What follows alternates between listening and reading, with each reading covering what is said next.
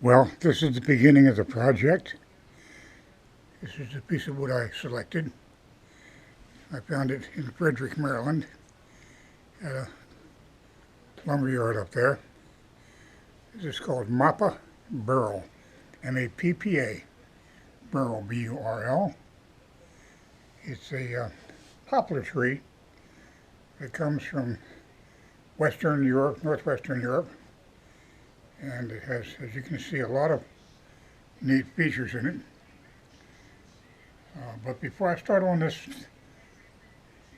rather large piece, I'm going to experiment on a smaller piece of the same wood.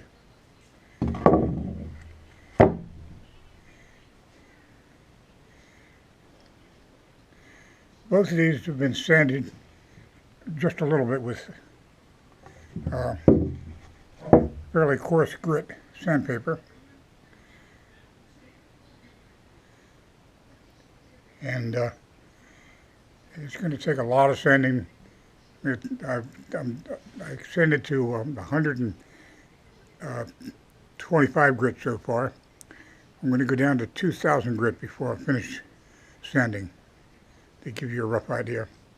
And it will be epoxy finished.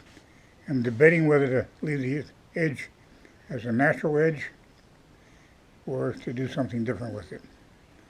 So that's the beginning of this project.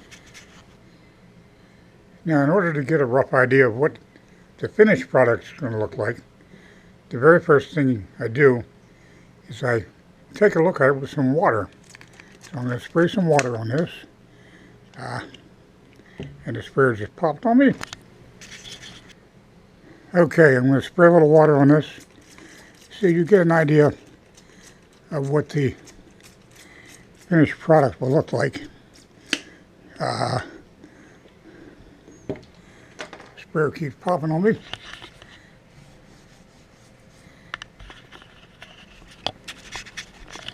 Okay, this is an area that I wet down with just water. So if I were to put a clear finish on it, this is what it would look like when it dries. But what I'm going to do is I'm going to use a blackened epoxy finish. Each one of these little holes and dents and cracks and so on, I'll fill with epoxy and then scrape it and sand it clean before I go with the final finished product. But that'll give you a rough idea of what all this will look like. It's a great looking piece of wood, and if I can get through it alive, I'm going to have fun. Now, this is my test board that I'll use to try everything out on, and I intend to saw it lengthwise in half so I can fold it like a book, and I might even make a guitar out of this when I'm done. We'll see how that works out. It's going to be fun either way. Just to give you an idea, this is a table that I built about 1981, so a long time ago, out of a big slab of walnut. I made a coffee table, and because it has some really interesting fiddle back on it, as you can see,